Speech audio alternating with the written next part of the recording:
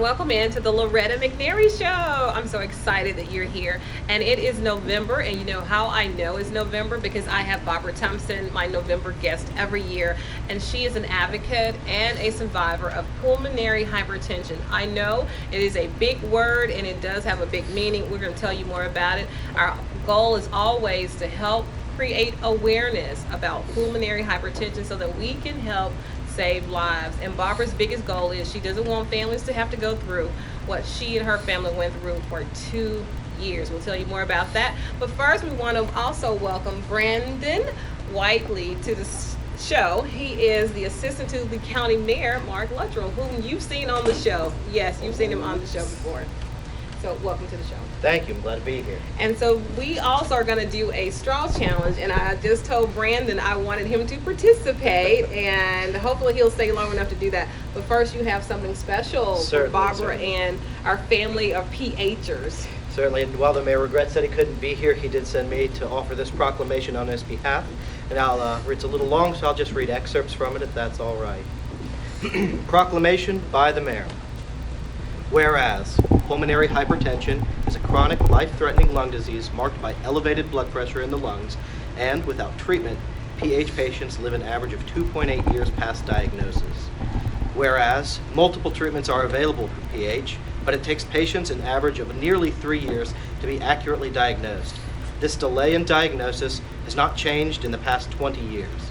However, PH patients who are diagnosed earlier have a longer life expectancy. Whereas education can help with early diagnosis and funding for research can help find a cure.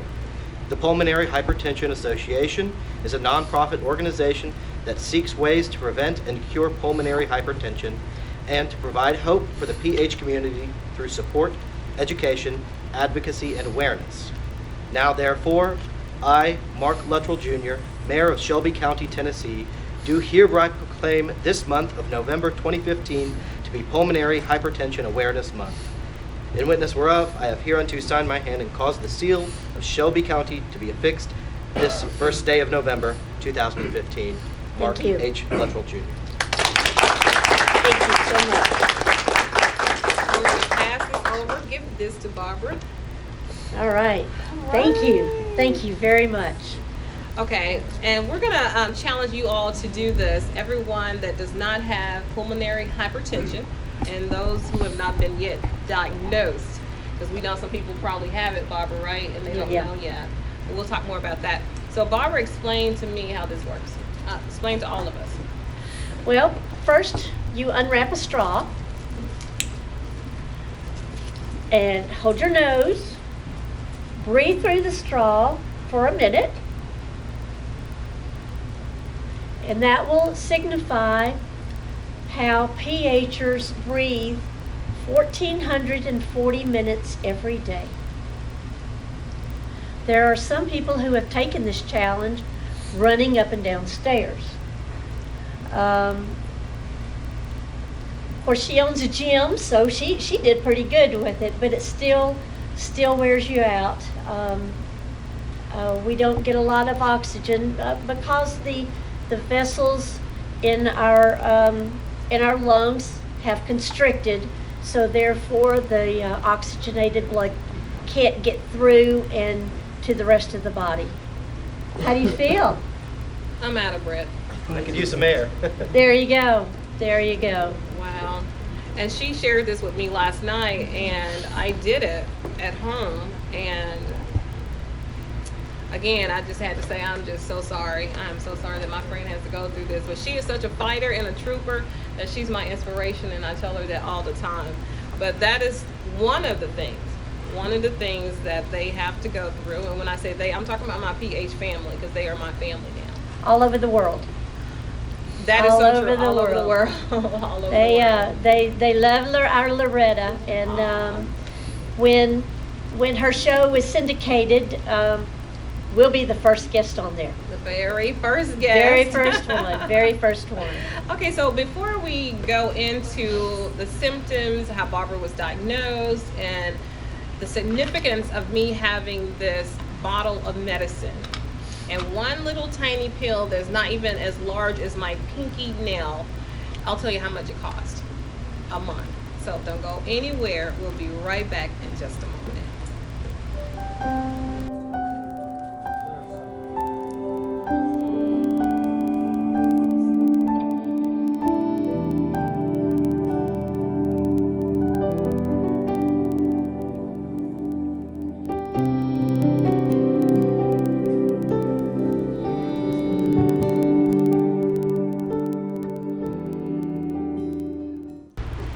We're back, and as I promised you, eventually during this show, I'm going to tell you the significance of having this little pill bottle and how expensive it is. I can actually probably drive a used luxury car for the cost of this. I'll tell you about that in a moment. But I want Barbara to share her journey of how she was diagnosed, and first how she became a guest on my show for the last 5-6 years. Well, Chuck and I used to do weddings, and one day in April of 2000, I got the bride down the aisle, and I told Chuck I needed to go lay down in the car because I was just so fatigued. And so we did, and that's the last thing I remember until December of 2002, because when your brain is not getting oxygen, you don't remember things.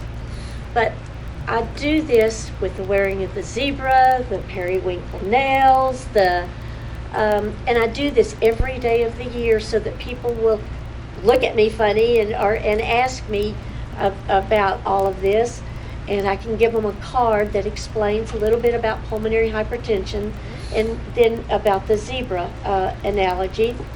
But then, but I raise awareness as much as I can, because even though I don't remember most of that 2 years that I was bedridden, my family remembers every moment of it.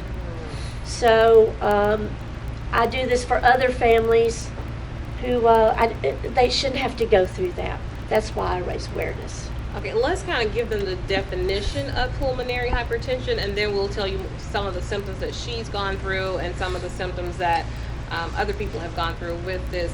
I hate saying disease, I'll say condition. No, it is. It's a disease. It's a disease. That's what we are. It's a chronic and currently incurable disease that causes the walls of the arteries of the lungs to tighten and stiffen.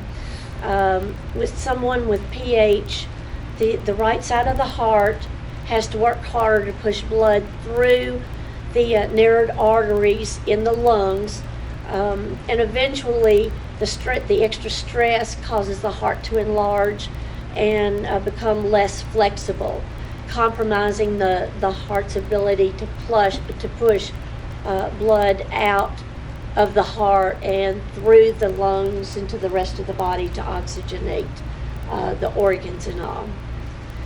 So some of your symptoms, because I know they kept telling you different stuff. This is one of the most underdiagnosed and misdiagnosed diseases out there. Totally, almost hands down. Right. We have, doctors want to use common symptoms with common ailments.